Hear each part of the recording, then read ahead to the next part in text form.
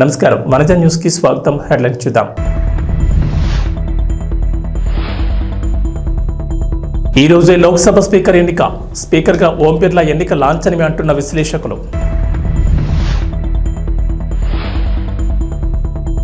ఏపీకి మరో good news. అమరావతికి భారీగా పెట్టుబడులు. కేంద్ర నిబంధనలు అమలు చేస్తున్నాం. ఎన్హెచ్ఎం బకాయిలు విడుదల చేయండి. సీఎం రేవంత్.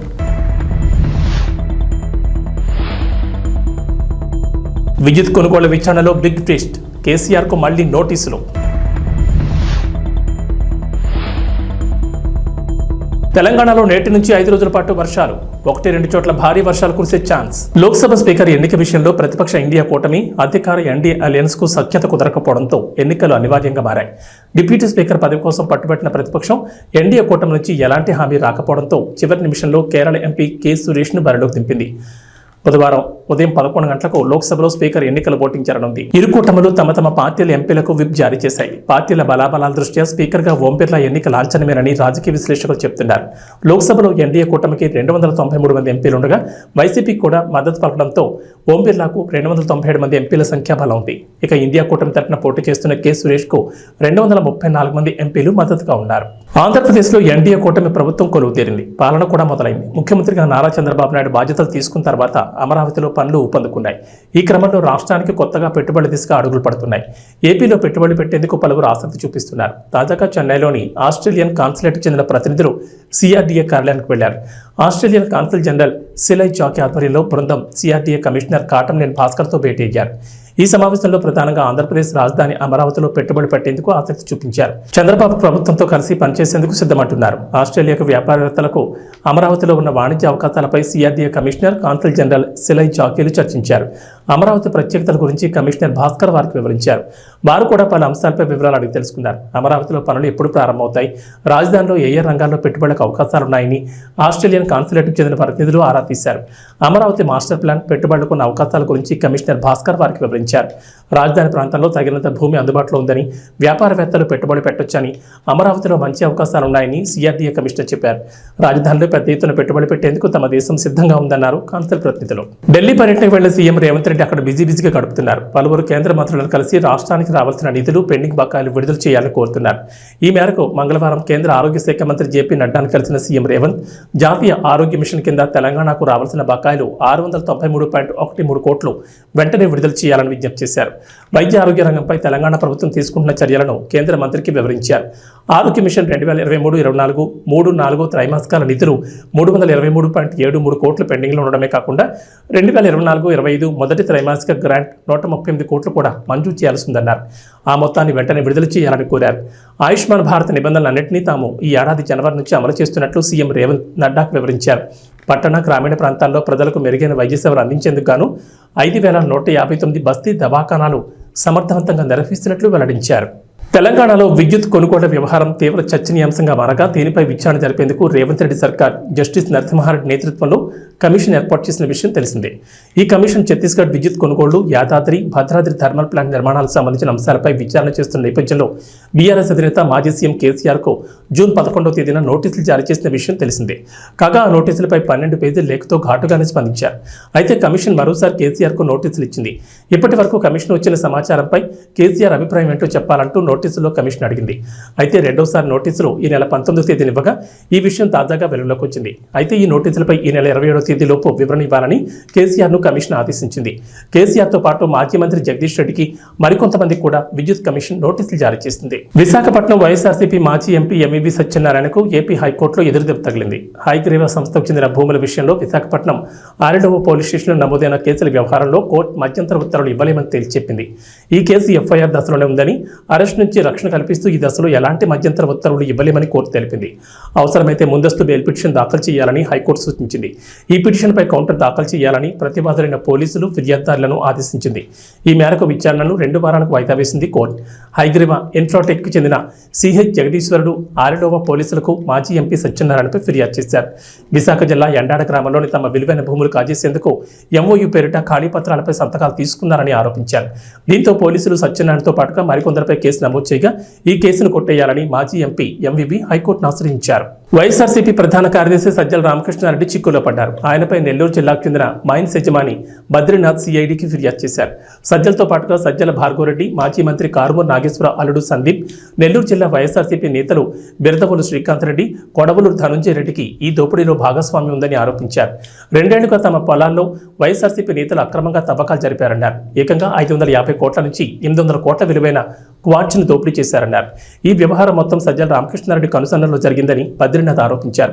సైదాపురం మండలం జోగుపల్లిలో తమకు 240 ఎకరాల పొలం ఉందన్నారు బద్రీనాథ్. వాటిలో 8 గనులకు అనుమతి ఉందని, కానీ అవి వివాదంలో ఉన్నాయన్నారు. అక్కడ తవ్వకాలు చేయొద్దని కోర్టు స్టే ఇచ్చిందని, అయినా సరే అప్పటి ప్రభుత్వ సలహాదారు సజ్జల రామకృష్ణారెడ్డి కనుసన్నల్లో 2 ఏళ్లు దోపిడీ చేశారన్నారు. వైఎస్ఆర్సీపీ నేతలు సజ్జల భార్గవ్, మాజీ మంత్రి కారుమూరు నాగేశ్వరరావు అల్లుడు సందీప్లు ఈ దోపిడీలో ఉన్నారన్నారు. తాను ఈ దోపిడీపై ప్రశ్నిస్తే కేసులు పెడతామని, రౌడ్ షీట్ తెరుస్తామని బెదిరింపులు దిగినట్లు ఆరోపించారు. కోర్టు ఉత్తర్వులను ఉల్లంఘించి అక్రమ మైనింగ్ పాల్పడ్డ వారిపై చర్యలు తీసుకోవాలని బద్రీనాథ్ సిఐడిని కోరారు. AP deputy CM Pawan Kalyan Varahi అమ్మవారి దీక్షను చేపట్టారు. మంగళవారం జనసేన పార్టీ కేంద్ర కార్యాలయంలో ఉదయాన్నే పూజలు నిర్వహించి వారాహి అమ్మవారి ఆరాధనతో దీక్ష స్వీకరించారు. వేద పండితుల మంత్రోచ్చారణల మధ్య అమ్మవారికి ప్రత్యేక పూజలు చేశారు. 11 రోజుల పాటు పవన్ కళ్యాణ్ వారాహి అమ్మవారి దీక్షలో ఉండనున్నారు. దీక్షలో భాగంగా పాలు, పండ్లు, ద్రవాహారం తీసుకుంటారు. గత ఏడాది జూన్లో పవన్ కళ్యాణ్ వారాహి విజయయాత్ర చేపట్టారు. ఆ యాత్ర సందర్భంలోనూ వారాహి అమ్మవారికి పూజలు నిర్వహించి దీక్ష చేపట్టారు. ఆంధ్రప్రదేశ్కు చెందిన senior IAS K S Srinivasaraju VRS తీసుకున్నారు. శ్రీనివాస్ వీఆర్ఎస్ కోసం దరఖాస్తు చేసుకోగా ఏపీసీఎస్ నీరబ్ కుమార్ ప్రసాద్ ఉత్తర్వులు జారీ చేశారు. 2001 ఆంధ్రప్రదేశ్ ఐఏఎస్ బ్యాచ్కు చెందిన శ్రీనివాసరాజు 2011లో విశాఖపట్నం డిప్యూటీ కమిషనర్గా ఉన్న సమయంలో టీటీడీ జేఈఓగా నియమితులయ్యారు. ఆ తర్వాత నుంచి జేఈఓగా బాధ్యతలు తీసుకుని 2019 జూన్ వరకు 8 ఏళ్లు 2 నెలల పాటు టీటీడీ జేఈఓ బాధ్యతల్లో కొనసాగారు. శ్రీనివాసరాజు నల్లారి కిరణ్ కుమార్ రెడ్డి, చంద్రబాబు నాయుడు ప్రభుత్వాల్లో జేఈఓగా విధులు నిర్వహించిన సంగతి తెలిసింది. ఆయన టీటీడీలో తనదైన ముద్ర వేశారు. 2019లో వైఎస్ఆర్సీపీ ప్రభుత్వం అధికారంలోకి వచ్చిన తర్వాత ఆయన ఇంటర్ కేడర్పై తెలంగాణ రాష్ట్రానికి వెళ్లారు. ఈ ఏడాది మార్చి నెలతో డిప్యూటేషన్ గడువు ముగియడంతో పొడిగింపు కోసం క్యాట్ను ఆశ్రయించారు. అయితే డిప్యూటేషన్ పొడిగింపునకు అనుమతి రాకపోవడంతో తిరిగి ఏపీకి వచ్చేశారు. జనగాం జిల్లా కొడకండ్ల మండల కేంద్రంలో ఓ బాధితురాలి ఇంట్లో గుప్త నిధులున్నాయంటూ ఆ బాధితురాల దగ్గర నుంచి వేములవాడకు చెందిన కడమంచి రజనీకాంత్ గుప్త నిధులున్నాయంటూ నమ్మబలికి 9,20,000 తీసుకుని మరోసారి పూజ చేయాలంటూ 7 లక్షలు కట్టాలని అనడంతో బాధితురాలు పోలీసులను ఆశ్రయించగా కొడకండ్ల ఎస్ఐ శ్రావణ్ కుమార్ వారి సిబ్బందితో కలిసి నిందితులు నరసింహ, సురేష్లను పట్టుకుని డబ్బులను రికవరీ చేసి డీసీపీ ఆధ్వర్యంలో మీడియా ముందు ప్రవేశపెట్టి రిమాండ్కి తరలించారు.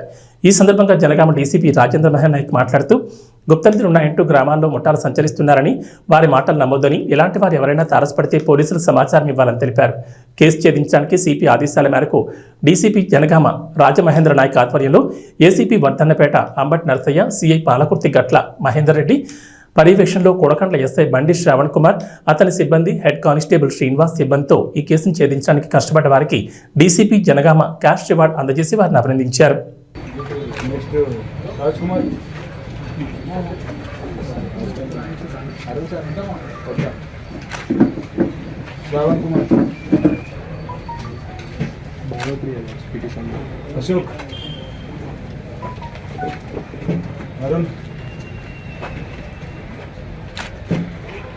संपत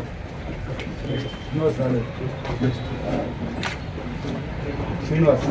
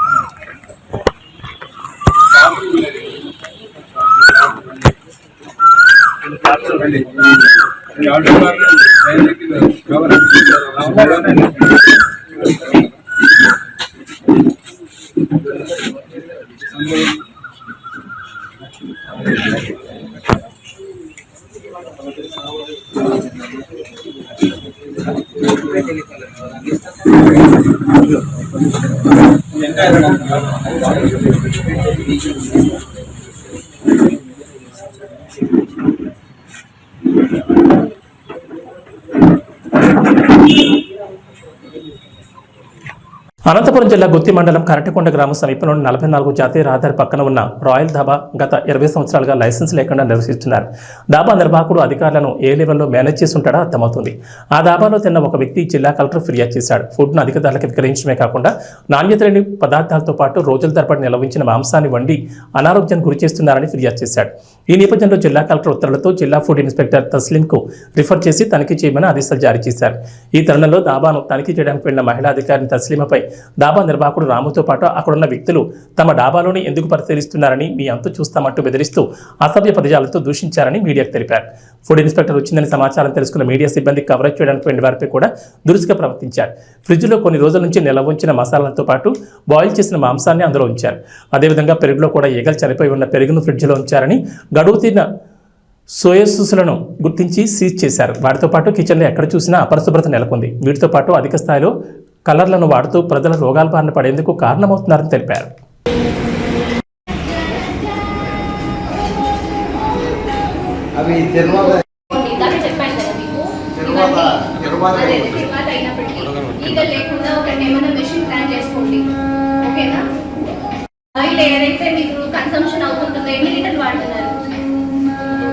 పర్ డే మీకు ఎంత ఖర్చు అవుతుంది? ఆయిల్ 4 అవుతుందా? 4లో బాగా మాడి నల్లగా అయిపోయి ఉంటుంది. ఆ నూనెని కలెక్ట్ చేసి పెట్టుకోండి. ఇప్పుడు ఎలాగో నా నంబర్లు కూడా ఇచ్చాను మీకు. వాళ్ళు వచ్చి కలెక్ట్ చేసుకొని మీ దగ్గర ఏజెన్సీ ఉంటుందన్నమాట, అది బయోడీజిల్గా కన్వర్ట్ చేస్తారు.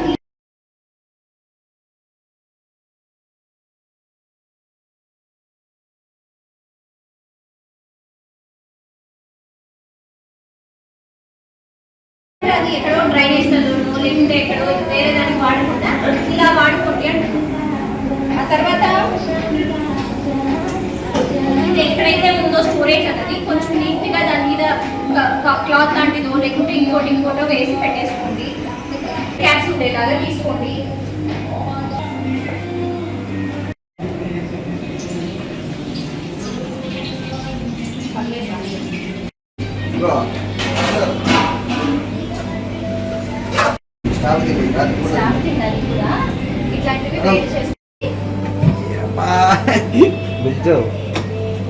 ఉంది అని తెలుస్తుంది. వీళ్ళు అడిగితే మా దగ్గర చికెన్ మటన్ 1000 ఉంటాయి, 1000 లక్ష ఉంటాయి. అదే అట్లాంటివి స్టోర్ లో ఫ్రిడ్జ్ లో స్టోర్ చేసుకోకూడదు. మీరు గంటలో వాడేలా ఉంటేనే చేసుకోండి. అది ప్యాకెట్ లో ఉండాలి. అది అయిపోకపోతే మాకు ఎట్లా వ్యాపారం అయిపోకపోతే అందుకే నేను ఏమంటున్నానంటే చాలా తక్కువగా కలుపుకొని పెట్టండి. ఎక్కువ మోతాదులో ఎంత వ్యాపారం చేసుకున్నా మీరే చెప్తారు. ఇంతనే చేసుకుంటారు. రాపా సాలరా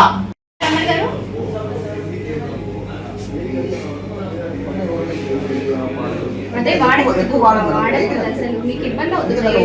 ఎవరికైనా అసలు సింథటిక్ ఫుడ్ కలర్స్ వల్ల హార్మింగ్ ఎక్కువ ఉంటుంది, పబ్లిక్ కి హార్మ్ జరుగుతుంది అన్నప్పుడు అసలు వాడకండి. కలర్ వాడకండి న్యాచురల్ గా వెళ్తూ ఉండండి అంటున్నారు.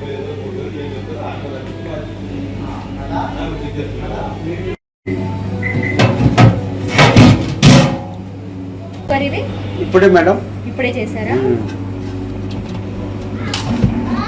దేనికి వాడుతున్నారు ఇది?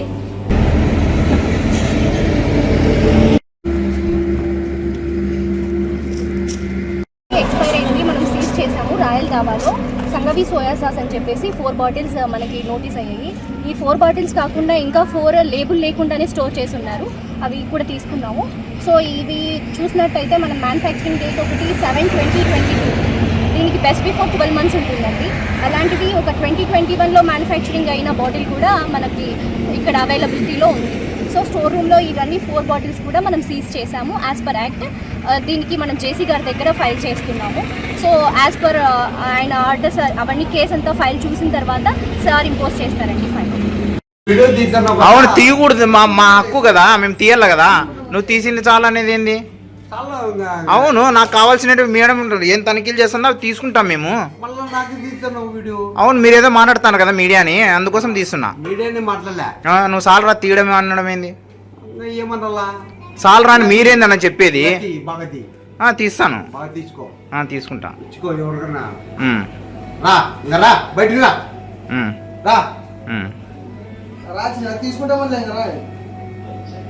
ఓకే అండి అందరికీ ఇవాళ కలెక్టరేట్ నుంచి మనకి కంప్లైంట్ రావడం జరిగింది. రాయల్ డాబాలో కల్తీ జరుగుతుంది, ఆహారానికి సంబంధించి నాణ్యత లేదు అని చెప్పేసి. సో దాన్ని బేస్ చేసుకొని మనం ఇవాళ రైడ్ చేయడం జరిగింది. రాయల్ డాబా గుత్తి హైవే మీద, గుత్తి టు కర్నూలు హైవేలో సిచ్యువేటెడ్ అయింది అండి ఇది.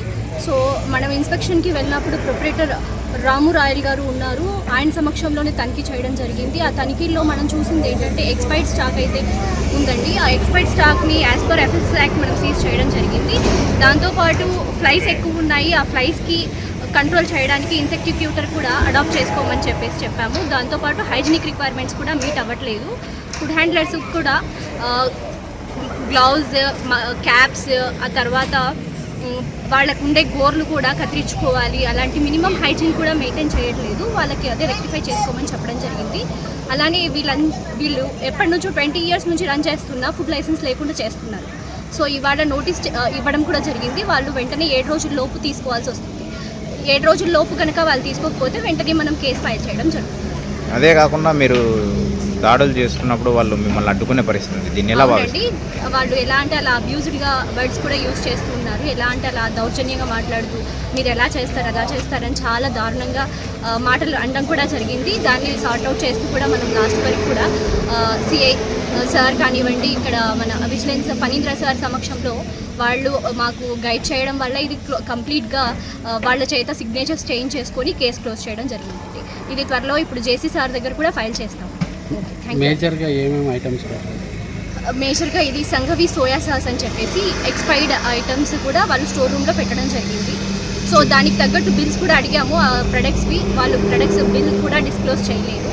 సో దాన్ని మనం సీజ్ చేసాము యాజ్ పర్ ఎఫ్ఎస్ఎస్. చికెన్ మన స్టోరేజ్ రెఫ్రిజిరేటర్స్ అయితే తనిఖీ చేయడం జరిగింది.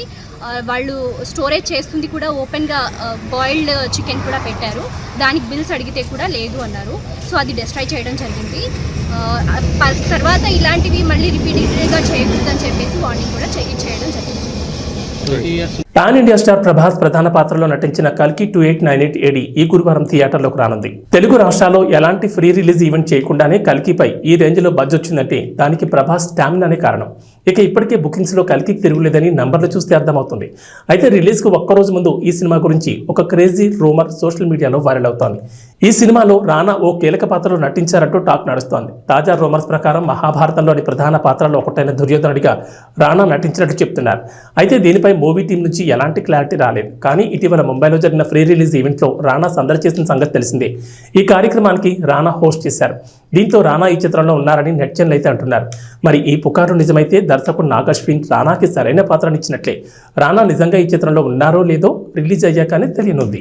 లోకనాయకుడు కమల్ హాసన్ నట విశ్వరూపాన్ని కళ్ళకు కడుతూ భారతీయుడు 2 ట్రైలర్ వచ్చేసింది. శంకర్ దర్శకత్వంలో తెరకెక్కిన universal project movie Indian Tony తెలుగులో భారతీయుడు 2గా జూలై 12న ప్రపంచవ్యాప్తంగా విడుదల చేయబోతున్నారు. 2.5 నిమిషాల నిడివితో రిలీజ్ అయిన భారతీయుడు 2 ట్రైలర్లో 28 ఏళ్ల నాటి భారతీయుని గుర్తు చేశాడు కమల్ హాసన్. ఇది రెండో స్వాతంత్ర పోరాటం అంటూ సేనాపతిగా విశ్వరూపం చూపించారు కమల్. అవినీతిని అంతం చేయడానికి సేనాపతి చేస్తున్న యుద్ధం ఎలా ఉందో ఈ ట్రైలర్లో చూసేయండి. వామ్మో, లంచం తీసుకుంటే ఆ ముసలోడు వచ్చి చంపేస్తాడేమో అని లంచం పేరు చెప్తేనే భయపడేటట్టు చేశాడు భారతీయుడు. ఇది సినిమానే కావచ్చు, కానీ భారతీయుడు సినిమా ద్వారా లంచగొండుల గుండెల్లో రైళ్లు పరిగెత్తించాడు కమల్ హాసన్. దాదాపు 28 ఏళ్ల క్రితం వచ్చిన ఈ సినిమాకి సీక్వెల్ రాబోతోంది. అదే భారతీయుడు 2. శంకర్ దర్శకత్వంలో చాలా ఏళ్ల క్రితం మొదలైన ఈ సినిమా ఎట్టకేలకు విడుదలకు రెడీ అయింది. జూలై 12న భారతీయుడు 2 ప్రపంచవ్యాప్తంగా విడుదల కానుండగా రిలీజ్ ట్రైలర్ను మంగళవారం విడుదల చేశారు. 2.5 నిమిషాల నిడివితో ఉన్న ఈ ట్రైలర్లో ఇది రెండో స్వాతంత్ర పోరాటం అంటూ సేనాపతిగా కమల్ హాసన్ నట విశ్వరూపం చూపించారు. అమెరికా విండీస్ సంయుక్తంగా ఆతిథ్యమిస్తున్న T20 ప్రపంచ కప్ సూపర్ 8 దశ ముగిసింది. దీంతో సెమీస్కి చేరే 4 జట్లపై ఉత్కంఠకు తెరపడింది. అయితే ఈసారి ఎవరూ ఊహించని విధంగా పత్రికొన్న ఆఫ్ఘనిస్తాన్ సెమీఫైనల్కు చేరుకుని అందరినీ ఆశ్చర్యపరిచింది. బంగ్లాదేశ్పై థ్రిల్లింగ్ విక్టరీతో ఆఫ్ఘన్ సెమీస్కు దూసుకొచ్చింది. దీంతో ఆఫ్ఘనిస్తాన్తో పాటు భారత్, ఇంగ్లాండ్, దక్షిణాఫ్రికా సెమీఫైనల్ బెర్తులు కన్ఫర్మ్ చేసుకున్నాయి. ఇక మొదటి సెమీస్లో ఆఫ్ఘనిస్తాన్తో దక్షిణాఫ్రికా తలపడనుండగా రెండో సెమీస్లో భారత్, ఇంగ్లాండ్ తలపడనున్నాయి. గురువారం ఈ 2 మ్యాచ్లు జరగనున్నాయి. ఇదిలా ఉంటే ఈసారి T20 ప్రపంచ కప్ గెలిచే జట్టు విషయమై పాకిస్తాన్ మాజీ పేసర్ షోయబ్ అఖ్తర్ తన యూట్యూబ్ ఛానల్లో ఆసక్తికర వ్యాఖ్యలు చేశాడు. T20 వరల్డ్ కప్ గెలిచేందుకు 100% అర్హత టీమిండియాకే ఉందన్నాడు. ఈసారి టీ20 ప్రపంచ కప్లో తప్పకుండా భారత్ విజయం సాధిస్తుందని పాకిస్తాన్ మాజీ ఫాస్ట్ బౌలర్ జోసిన్ చెప్పాడు. ఇక సూపర్ 8లో సెయింట్ లూసియా వేదికగా జరిగిన తన ఆఖరి మ్యాచ్లో రోహిత్ తన సేన ఆస్ట్రేలియాపై అద్భుతమైన ప్రదర్శనతో ఆకట్టుకున్న విషయం తెలిసిందే. 24 పరుగుల తేడాతో విజయం సాధించి గ్రూప్ 1లో అగ్రస్థానంలో నిలిచింది. దీంతో జూన్ 27న ఇంగ్లాండ్తో సెమీఫైనల్ పోరుకు సిద్ధమైంది. తెలంగాణ వాతావరణంలో ఈసారి విభిన్న వాతావరణం నెలకొంది. మే నెలలో ఎండలు దంచుకొట్టాల్సిండగా అనూహ్యంగా వర్షాలు కురిశాయి. ఇక జూన్ నెలలో వర్షాలు కురవాల్సిండగా ఎండలు కాస్తున్నాయి. జూన్ మొదటి వారంలోనే నైరుతి రుతుపవనాలు రాష్ట్రంలో ప్రవేశించినా ఇప్పటికీ ఆశించినంతగా వర్షాలు కురవడం లేదు. విత్తనాలు విత్తిన రైతులు వర్షం కోసం ఎదురు చూస్తున్నారు. కొన్ని జిల్లాల్లో మినహా మిగిలిన ప్రాంతాల్లో వర్షాలు తక్కువగా ఉన్నాయి. అయితే నేటి వాతావరణ పరిస్థితి ఎలా ఉందనేది హైదరాబాద్ వాతావరణ కేంద్ర అధికారులు వెల్లడించారు. అధికారులు వెల్లడించిన ప్రకారం నేటి నుంచి 5 రోజుల పాటు రాష్ట్రంలో వర్షాలు కురుస్తాయి. ఓ మోస్తరు నుంచి భారీ వర్షాలు కురిసే ఛాన్స్ ఉందని వెల్లడించారు. ఏబీ బులెటిన్ విశేషాలు. నమస్కారం.